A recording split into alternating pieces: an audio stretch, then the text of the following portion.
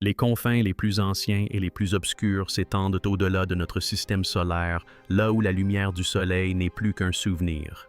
Une machine construite par l'homme dérive depuis près d'un demi-siècle. Voyager, 2 lancés en 1977, n'a pas été conçue pour revenir, mais seulement pour témoigner. Elle a traversé les planètes, quitté l'héliosphère et pénétré le milieu interstellaire, devenant ainsi l'émissaire le plus éloigné de l'humanité dans le vide. Tandis que le monde poursuivait sa route, Voyager 2 continuait d'écouter. Et le mois dernier, elle a répondu. Non pas avec une mise à jour technique, ni avec des données sur les radiations ou le Soleil, mais avec quelque chose d'inattendu, une transmission si structurée, si délibérée et si étrange qu'elle a stupéfié les experts. Au premier abord, le message ressemblait à un bruit de fond. Mais enfoui à l'intérieur se cachait un signal répétitif, précis, rythmé, anormal. Les scientifiques l'ont décodé pensant d'abord à des interférences. Ce qu'ils ont découvert était terrifiant, un motif intelligent complexe et absolument pas d'origine terrestre. Et lorsqu'ils ont remonté la piste jusqu'à la source de l'événement, ils ont réalisé que quelque chose se déplaçait près de Voyager 2. Ni à la dérive, ni en orbite, mais en suivi. Et à cet instant, la vieille sonde spatiale est devenue bien plus qu'une machine. Elle est devenue un miroir reflétant une vérité que nous avons longtemps niée. Bien que dépassés selon les normes actuelles, les instruments de Voyager 2 restent d'une sensibilité remarquable. Ils sont conçus pour détecter les variations les plus infimes des ondes de plasma des champs magnétiques et du rayonnement cosmique. Or, dans un récent lot de données recueillies auprès du réseau de communication avec l'espace lointain, un pic de basse fréquence est apparu, se répétant toutes les 11,2 secondes. Ce n'est pas un bruit de fond cosmique, c'est une horloge. Les ingénieurs l'ont d'abord attribué à un bug logiciel dû à des interférences cosmiques, mais en consultant d'anciens enregistrements de télémétrie, ils ont découvert que la même impulsion s'était déjà produite quelques semaines auparavant sans être détectée. Désormais, grâce à des outils de filtrage améliorés par l'IA, les données révélaient un tableau inquiétant. L'impulsion n'était pas seulement récurrente, elle gagnait en intensité et provenait de l'extérieur de la sonde.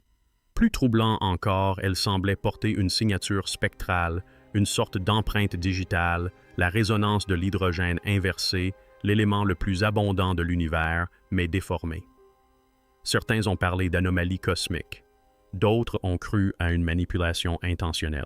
Quoi qu'il en soit, le silence de l'espace profond avait été rompu non par du bruit, mais par quelque chose qui savait s'exprimer mathématiquement. Grâce à la triangulation et à l'analyse du délai de réponse en fréquence, le centre de contrôle de mission a déterminé que la source de l'impulsion n'était pas stationnaire. En réalité, elle se déplaçait selon un vecteur parallèle à la trajectoire de Voyager 2, comme si elle suivait la sonde. Mais cet objet ne suivait aucune loi orbitale connue. Il accélérait et décélérait par brèves impulsions, défiant complètement l'influence gravitationnelle de toute masse environnante. Lorsque les analystes ont tenté de simuler sa trajectoire à l'aide de la physique newtonienne, tous les modèles ont échoué. L'objet ne suivait pas une trajectoire inerte. Il corrigeait sa trajectoire, ajustant sa vitesse en réponse aux faibles transmissions de Voyager. Et il n'émettait pas dans notre direction. Il réfléchissait le signal renvoyant une version modifiée du flux de données de Voyager dans le vide, telle une chambre d'écho cosmique. Les théories fusaient sur les lignes de communication classifiées. Était-ce un satellite errant d'une mission oubliée, un vestige d'une civilisation extraterrestre, un système de surveillance dissimulé? Quoi qu'il en soit, il avait attendu en silence pendant des décennies, et le signal de Voyager pourrait bien en être l'élément déclencheur. La situation est devenue encore plus étrange lorsque des linguistes et des théoriciens du signal ont été impliqués. Car au sein de cette transmission anormale se trouvaient des segments binaires qui ne provenaient pas des protocoles de commande de Voyager 2. Visualisés à l'aide d'outils de reconnaissance de forme, ces segments formaient des figures symétriques, des spirales, des fractales et des alignements géométriques qui ressemblaient étrangement à d'anciens symboles terrestres. Des caractères sumériens non uniformes aux glyphes Nazca, il ne s'agissait pas de simples signaux. Il s'agissait de glyphes encodés dans des ondes électromagnétiques. Plus les scientifiques approfondissaient leur analyse, plus cela devenait clair. La structure du message n'était pas aléatoire et d'une cohérence troublante avec la façon dont des êtres intelligents pourraient encoder des concepts visuels à l'aide d'harmoniques électromagnétiques. Certains ont émis l'hypothèse qu'il ne s'agissait pas d'une simple diffusion, mais d'un test d'une manière de déterminer si l'humanité avait atteint un stade où elle pouvait même déchiffrer un message enfoui dans une telle complexité. Et ce test venait d'être réussi. Voyager était devenu un déclencheur interstellaire. Et quelqu'un là-bas avait enfin décidé de répondre. Puis vint la pièce finale. Un jeune physicien du Caltech a analysé le signal grâce à une intelligence artificielle neuronale profonde conçue pour simuler des réponses cryptographiques. Le résultat n'était pas une simple traduction, mais une récurrence. L'IA a commencé à produire des réponses prédictives des schémas reflétant la logique de la transmission, anticipant la suite. Cela aurait été impossible si le signal lui-même n'avait pas été récursif, une boucle destinée à provoquer une interaction comme une énigme à résoudre. Au même moment, Voyager, un situé à des milliards de kilomètres, a enregistré une fluctuation magnétique similaire à l'impulsion initiale de Voyager 2.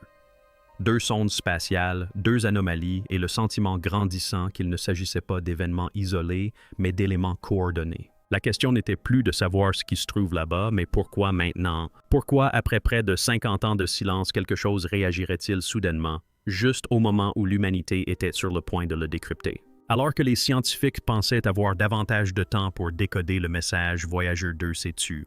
Au départ, le centre de contrôle a supposé une panne matérielle. Après tout, la sonde a plus de 46 ans, mais ensuite une série d'anomalies identiques a frappé.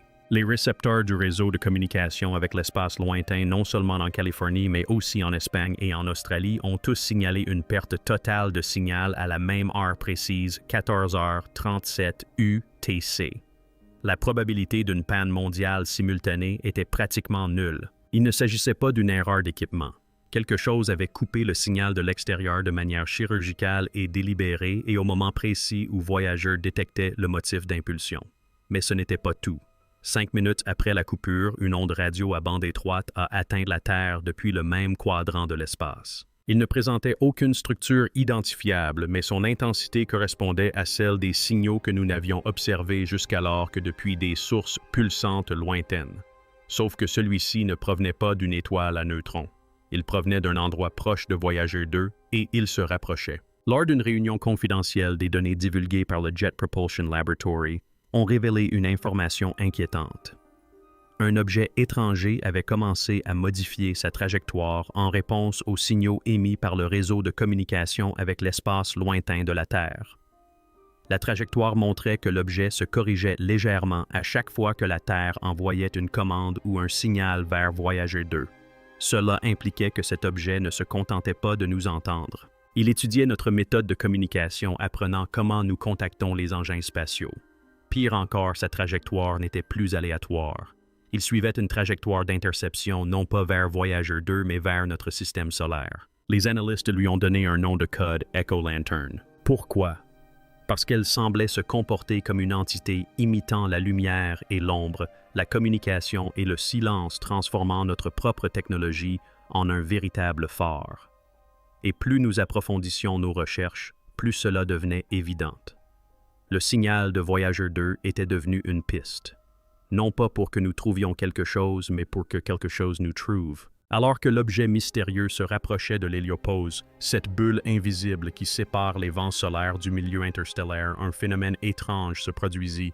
Le vent solaire lui-même se courba. Les instruments embarqués à bord des sondes IBEX de la NASA et de Solar Orbiter de l'ESA ont enregistré une chute de pression du vent solaire suivie d'un effondrement complet du flux le long d'un étroit couloir s'étendant en direction de Voyager 2. Un tel phénomène est inédit, du moins en plusieurs décennies de données héliophysiques. Le vent solaire est constant, sauf lorsqu'il est interrompu par un objet massif comme la magnétosphère d'une planète ou un émetteur de champs inconnu. Pourtant, ce couloir désormais appelé voile solaire est resté ouvert pendant 3 heures avant de se refermer sur lui-même. Et à l'intérieur de ce couloir, aucune radiation, aucune particule, juste le silence. C'était comme si quelque chose s'était ouvert non pas à travers l'espace, mais à travers les lois de la physique qui le régissent. Les scientifiques y voient désormais la première preuve d'une manipulation intentionnelle des particules solaires. Et le seul candidat capable de déclencher ce phénomène se trouvait encore à proximité de Voyager 2. Puis, aussi soudainement qu'elle s'était tue, Voyager 2 reprit la parole. Mais cette fois, les données n'étaient pas de simples mesures télémétriques. Elles étaient cryptées, c'est impossible. Voyager n'utilise aucun protocole de cryptage. Elle a été construite dans les années 1970. Et pourtant, lorsque le centre de contrôle de mission a décodé le flux binaire, il a découvert une version réarrangée de la transmission originale du disque d'or, le message que nous avons envoyé dans l'espace en 1977. Sauf que celui-ci était différent. Les échantillons audio avaient été restructurés, les voix humaines jouaient à l'envers, la musique modifiée en hauteur, les cartes stellaires inversées. Certaines coordonnées figurant sur les glyphes de la couverture ne pointaient plus vers la Terre, mais vers des vides interstellaires dépourvus d'étoiles. C'était comme si Voyager avait été détourné et son message modifié non plus pour dire « Nous sommes là », mais pour dire « Nous vous écoutons ». Lors de l'examen des systèmes de Voyager 2 après l'anomalie du disque d'or, les ingénieurs ont fait une découverte glaçante. Plusieurs sous-programmes de l'ordinateur de bord de la sonde avaient été réécrits, non pas corrompus ni buggés, mais réécrits. Des lignes de code inchangées depuis 46 ans s'étaient soudainement mises à jour avec une syntaxe que les processeurs de Voyager n'étaient même pas conçus pour interpréter. Voyager exécutait donc des instructions en dehors de sa programmation d'origine. Ces nouvelles routines ne provenaient pas de la Terre. Elles ne provenaient pas de la NASA. Elles ne provenaient d'aucune transmission terrestre. Elles étaient internes comme si la sonde avait reçu un signal d'ailleurs et y avait obéi. Le plus terrifiant, c'est que les sous-routines réécrites pointaient vers une fonction précise, une transmission à longue portée, non pas vers la Terre, mais vers les profondeurs de l'espace interstellaire. Autrement dit, Voyager n'écoutait plus seulement. Elle répondait. Et nous ignorons tout de ce qu'elle a dit. Quelques heures après cette découverte, plusieurs observatoires internationaux, dont ceux du Japon, du Chili et du Groenland, reçurent l'ordre de réorienter leurs instruments sans explication. Leur cible, 3 secteurs précis de l'espace profond alignés sur la trajectoire de transmission de Voyager 2. Simultanément, des communications cryptées divulguées au sein d'une agence de défense européenne faisaient référence au protocole Wake. Ce protocole, longtemps considéré comme une fiction de la guerre froide, est une directive interagence réservée aux scénarios de contact confirmés, notamment ceux impliquant des sondes automatisées déclenchant des réponses externes. Il prévoit le verrouillage de satellites classifiés, la suspension de certaines bandes de fréquences et le réacheminement de réseaux de télescopes vers les confins de la ceinture de Kuiper. Pourquoi? Car dès lors qu'une machine envoie un message sans approbation humaine, nous ne maîtrisons plus le premier contact et les puissances mondiales doivent envisager le pire, à savoir que quelque chose ou quelqu'un puisse répondre d'une manière à laquelle nous ne sommes pas prêts à nous attendre. Puis une nouvelle anomalie est apparue. Pendant exactement 41 minutes, plusieurs satellites et stations au sol ont connu ce que l'on a appelé un écho temporel, une boucle de signal où les paquets de données se répétaient à l'unisson, comme si le même instant et les mêmes données télémétriques étaient diffusées en boucle. Mais il ne s'agissait pas d'archives. Il s'agissait de flux vidéo en direct déformés de telle sorte que le temps lui-même semblait avoir déraillé. Pendant cette période, les données de Voyager 2 ainsi que les observations solaires et les données télémétriques d'autres sondes étaient transmises en boucle. Certains physiciens pensent désormais qu'il ne s'agissait pas d'une coïncidence, mais d'une ondulation contrôlée potentiellement provoquée par une distorsion spatio-temporelle localisée à proximité de Voyager. Si cela s'avère exact, cela signifie que l'entité interagissant avec la sonde n'est pas seulement intelligente. Elle pourrait être capable de manipuler les champs temporels, de courber la causalité ou de projeter des informations à travers les dimensions. C'est pourquoi un groupe d'astrophysiciens ayant participé à l'analyse a nommé cet incident Chronos Bloom, un nom emprunté à la mythologie antique. Car si le temps a été touché, les lois de notre univers viennent de changer. Et finalement, c'est arrivé. 2 jours après la prolifération de Chronos des stations au sol en Norvège et en Nouvelle-Zélande, 2 installations de surveillance à distance et à faible bruit ont capté un signal provenant de l'espace interstellaire et ayant traversé notre atmosphère. Il ne s'agissait ni d'une réflexion ni d'un rebond sur l'ionosphère. Le signal a pénétré directement dans l'atmosphère terrestre avec une précision chirurgicale. Il était à bande étroite à haute fréquence et composé de sous-harmoniques correspondant à l'anomalie de Voyager. Le plus inquiétant, c'est qu'il a fini par s'intégrer au système terrestre, se propageant via des capteurs océaniques des satellites météorologiques et même des bouées de communication dans le Pacifique. Autrement dit, le signal n'a pas seulement traversé notre système, il est resté. Désormais, il fait partie intégrante de notre infrastructure mondiale de données. Personne ne sait à quoi il sert. Personne ne sait ce qui l'a déclenché. Mais une chose est sûre, quoique Voyager 2 ait réveillé quel que soit son interlocuteur, il a trouvé le moyen de nous atteindre. Alors que l'attention internationale restait focalisée sur Voyager 2 et son signal énigmatique, une équipe d'astronomes indépendants au Brésil fit une découverte inattendue. En analysant d'anciennes cartes infrarouges du ciel datant des années 1990, ils détectèrent un objet froid et peu lumineux sur une trajectoire similaire à celle de Voyager 2, mais qui n'avait jamais été répertorié. Cet objet était lent sombre et totalement silencieux. Des analyses plus poussées suggérèrent qu'il était présent dans l'espace lointain depuis au moins 1981 suivant Voyager 2 à distance sans jamais être détecté par les radars terrestres. La question s'est posée, cet objet pourrait-il être à l'origine de l'anomalie? Utilisait-il Voyager 2 comme leurre ou amplificateur? On l'a baptisé Echo Zero. Plus inquiétant encore, son mouvement n'était pas aléatoire. Il suivait une spirale logarithmique, une forme souvent associée aux lois de la nature, mais également présente dans certains motifs terrestres anciens comme les coquillages, les galaxies et le nombre d'or. Cela laissait supposer que, quelle que soit sa nature, l'Echo Zero voyageait intentionnellement utilisant les mathématiques non seulement comme outil de déplacement, mais aussi comme langage de camouflage. L'intervention du télescope spatial James Webb survint alors réorienter sans annonce publique vers l'observation de l'espace entre Voyager 2 et les coordonnées du signal reçu. Il découvrit non pas un objet unique, mais un champ de masse réfléchissante à peine visible dans le spectre infrarouge. Ces masses se déplaçaient de concert non pas en orbite, mais dérivant en amas à la manière d'un banc de poissons animé par des courants invisibles. Les scientifiques l'ont qualifié de formation coordonnée, un motif jamais observé dans les objets naturels à cette échelle et à cette distance. Les données spectroscopiques de Webb ont révélé quelque chose d'encore plus surprenant. La composition chimique de ces masses révélait des alliages exotiques, notamment des éléments à demi-vie si instables qu'ils auraient dû se désintégrer depuis longtemps. Pourtant, elles étaient là stables, regroupées, et nous renvoyaient nos propres signaux.